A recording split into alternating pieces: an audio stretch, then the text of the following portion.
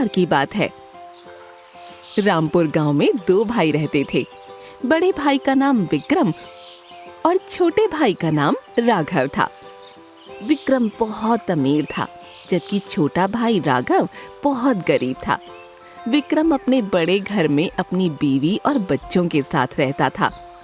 उसके पास खाने पीने की कोई कमी नहीं थी, जबकि राघव मेहनत करने के बावजूद 2 समय की रोटी का ही इंतजाम कर पाता। वो अपने परिवार के साथ एक झोपड़ी में रहता था। विक्रम ने अपने पिता की सारी जायदाद अकेले ही हड़प रखी थी। उसने जायदाद में से अपने छोटे भाई को कुछ भी नहीं दिया था। दिवाली के दिन विक्रम ने अपने घर को बहुत अच्छे से सजा रखा था। उसके घर अच्छे अच्छे पकवान बने थे, जबकि राघव के घर खाने के लिए कुछ भी नहीं था। राघव ने ऐसे समय में अपने बड़े भाई से मदद मांगने की सोची। वो विक्रम के घर पहुंचा। उसने अपनी स्थिति के बारे में विक्रम को बताया और कुछ पैसे उधार देने को बोला, लेकिन विक्रम ने पैसे देने से साफ मना कर दिया, जिसके बाद वो खाली हाथ ही अपने घर जंगल के रास्ते लौटने लगा। जंगल में राघव को एक बुढ़िया दिखी, जिसके पास लकड़ियों का गट्ठर था। राघव ने सोचा, यदि मैं इस बुढ़िया की लकड़ियां इसके घर पहुंचा दूंगा तो मुझे बदले में कुछ पैसे मिलेंगे। वो बुढ़िया के पास गया और उसने लकड़ियों को उसके घर पहुंचाने के लिए पूछा, जिस पर बुढ़िया ने सहमति जताई। राघव ने अपनी स्थिति के बारे में बुढ़िया को बताया। लकड़ियां बुढ़िया के घर पहुंचाने पर बुढ़िया ने राघव को मिठाई का डब्बा दिया और कहा कि तुम ये मिठाई जंगल में बनी गुफा में रहने वाले बौनों को दे आओ। इसके बदले में तुम उनसे जादुई चक्की मांग लेना।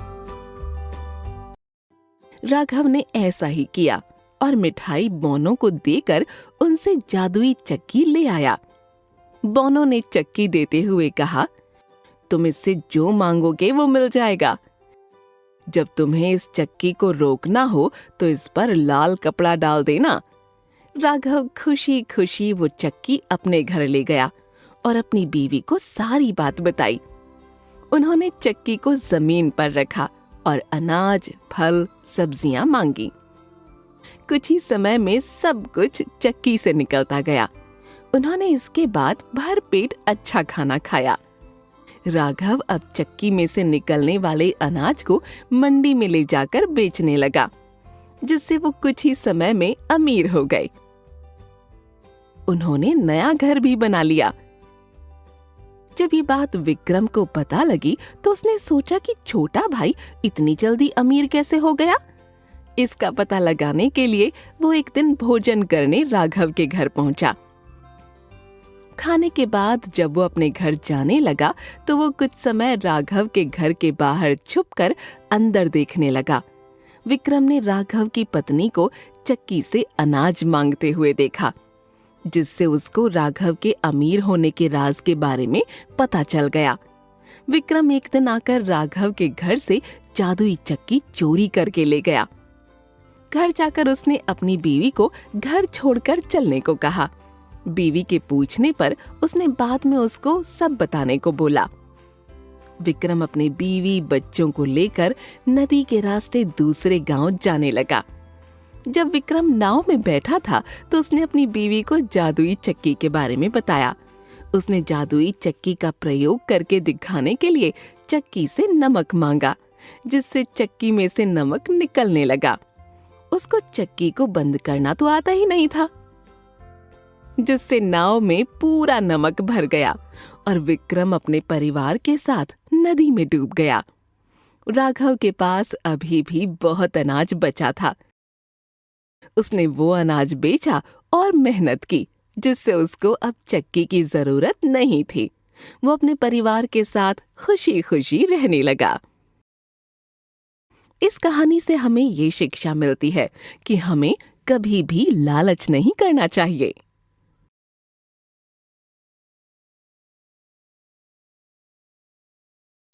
एक मेमना था। एक दिन उसने अपनी माँ से पूछा, माँ, मेरी नानी कहाँ रहती है? बेटा, तेरी नानी दूर जंगल में रहती है। भेड़ बोली, मेमना। माँ, मैं नानी के घर जाऊंगा। भेड़, जंगल में शेर, चीता, भेड़िया और भालू रहते हैं। वे तुझे खा जाएंगे। माँ, तुम मुझे एक जादू की ढोलकी में रख देना। वह चलती जाएगी और मैं नानी के घर पहुंच जाऊंगा। मेमने ने उपाय बताया। भेड़ जादूगर के पास गई। जादूगर ने ढोलकी बना दी। जादूगर ने बताया, जब मेमना बोलेगा चल मेरी ढोलक चलती चल, तब यह चलती जाएगी। भेड़ ने ढोलकी में मेमने को बिठा दिया। ढोलकी चल पड़ी। जंगल में उसे एक सियार मिला। उसने पूछा, अरे ढोलकी वाले, तू कौन है? मेमना बोला। मैं मेमना हूँ। सियार बोला, मुझे भूख लगी है, मैं तुझे खाऊंगा। मेमना बोला, अभी मैं छोटा हूँ, नानी के घर जाता हूँ, मोटा होकर आता हूँ, तब तुम मुझे खाना। सियार बोला, तू मोटा होकर जल्दी आना, मैं तभी तुझे खाऊंगा। मेमने ने ढोलकी से कहा। चल मेरी ढोलक चलती चल। ढोलकी फिर चल पड़ी। रास्ते में मेमने को भेड़िया, भालू, चीता, बाघ और शेर मिले। सभी उसे खाना चाहते थे। मेमने ने सभी से यही कहा, नानी के घर जाता हूँ, मोटा होकर आता हूँ, फिर तुम मुझे खाना।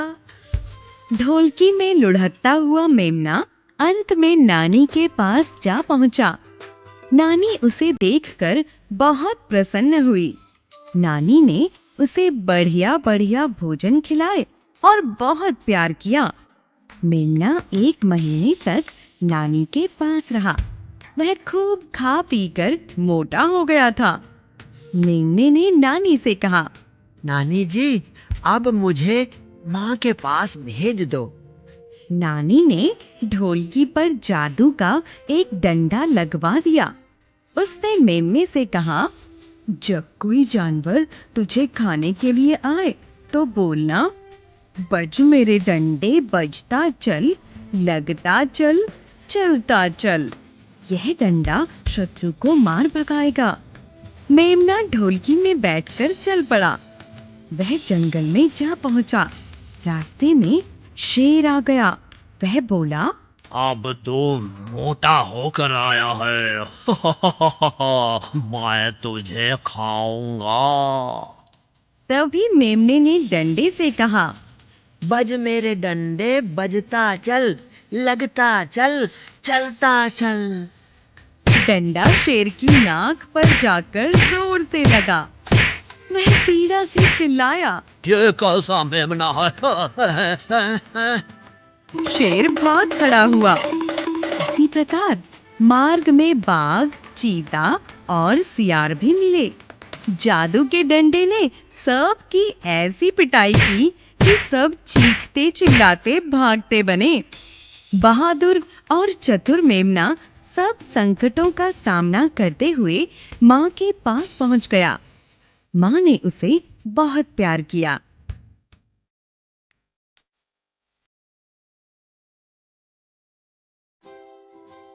ये कहानी एक ब्राह्मण की है जिसका नाम रामदयाल था। वो विदर्भ नाम के एक गांव में रहता था। उसका व्यवहार अच्छा होने की वजह से लोग उसे अपने घर में बुलाते और दान दिया करते थे। एक दिन उन्हें एक सेठ जी का निमंत्रण मिला। रामदयाल सेठ जी के निमंत्रण में गए और जब वो वापस लौट रहे थे तब सेठ जी ने उसे दान में एक बकरी दी।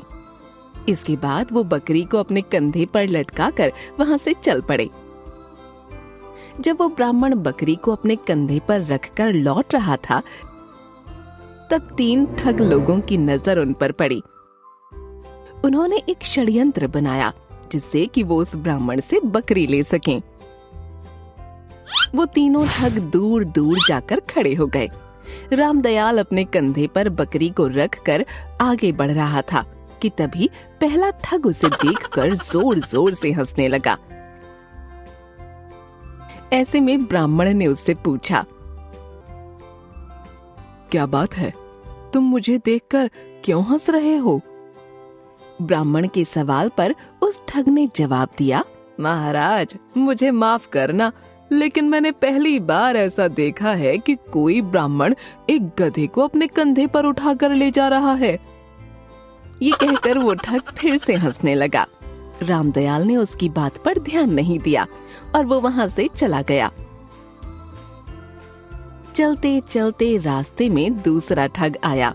दूसरे ठग ने ब्राह्मण से कहा, क्या बात है महाराज, इस गधे को चोट लगी है क्या, जो आप इसे अपने कंधे पर ले जा रहे हैं?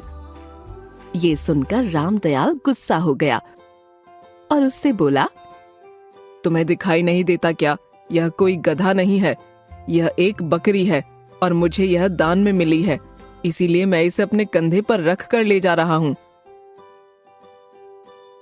ये सुनकर ठग ने कहा, मुझे माफ करना, लेकिन शायद आपको किसी ने ठग लिया है, यह बकरी नहीं गधा है।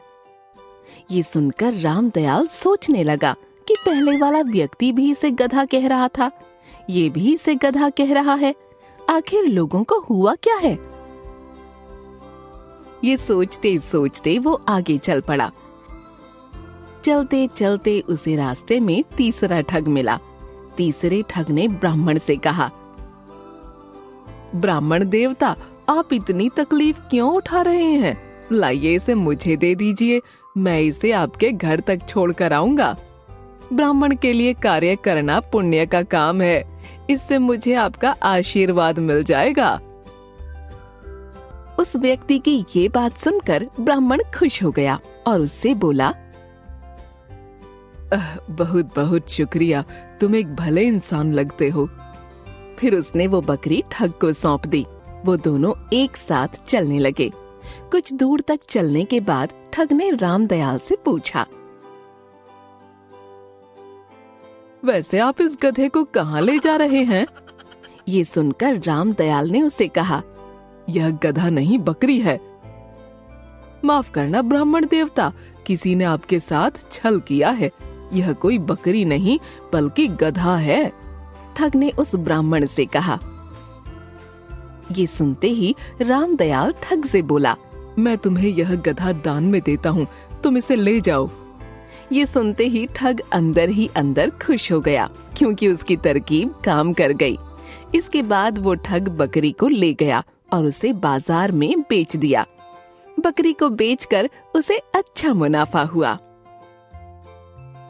इस कहानी से हमें ये सीख मिलती है कि किसी भी झूठ को बार बार दोहराने से लोग उसे सच मानने लगते हैं। इसीलिए हमें हर वक्त अपने दिमाग का इस्तेमाल करते हुए फैसला लेना चाहिए। एक मेमना था।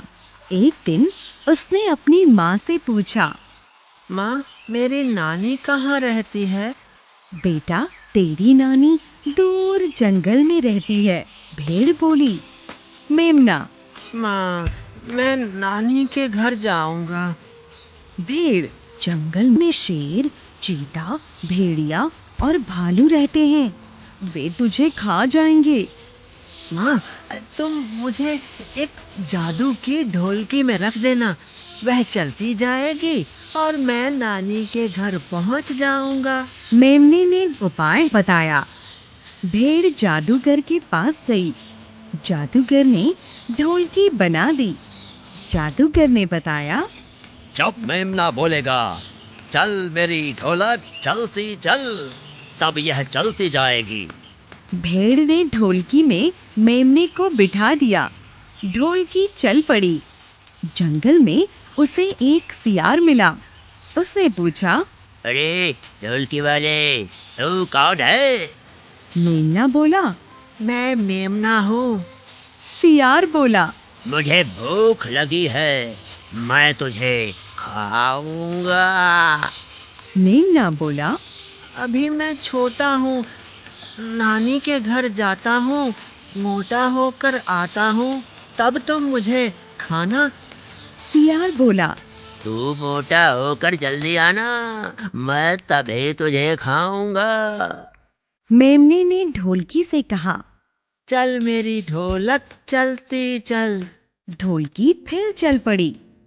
रास्ते में मेमने को भेड़िया, भालू, चीता, बाघ और शेर मिले। सभी उसे खाना चाहते थे। मेमने ने सभी से यही कहा।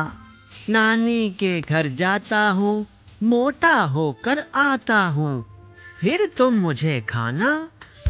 ढोलकी में लुढ़कता हुआ मेमना अंत में नानी के पास जा पहुंचा। नानी उसे देखकर बहुत प्रसन्न हुई। नानी ने उसे बढ़िया बढ़िया भोजन खिलाए और बहुत प्यार किया। मेमना 1 महीने तक नानी के पास रहा। वह खूब खा पीकर मोटा हो गया था। मेमने ने नानी से कहा। नानी जी, अब मुझे माँ के पास भेज दो। नानी ने ढोलकी पर जादू का एक डंडा लगवा दिया। उसने मेमने से कहा, जब कोई जानवर तुझे खाने के लिए आए तो बोलना, बज मेरे डंडे बजता चल, लगता चल, चलता चल। यह डंडा शत्रु को मार भगाएगा। मेमना ढोलकी में बैठकर चल पड़ा। वह जंगल में जा पहुंचा। रास्ते में शेर आ गया। वह बोला, अब तू मोटा होकर आया है। मैं तुझे खाऊंगा। तभी मेमने ने डंडे से कहा। बज मेरे डंडे बजता चल, लगता चल, चलता चल। डंडा शेर की नाक पर जाकर जोर से लगा। वह पीड़ा से चिल्लाया। ये कैसा मेमना है? शेर भाग खड़ा हुआ। इसी प्रकार मार्ग में बाघ, चीता और सियार भी मिले। जादू के डंडे ने सब की ऐसी पिटाई की कि सब चीखते चिल्लाते भागते बने। बहादुर और चतुर मेमना सब संकटों का सामना करते हुए माँ के पास पहुँच गया। माँ ने उसे बहुत प्यार किया।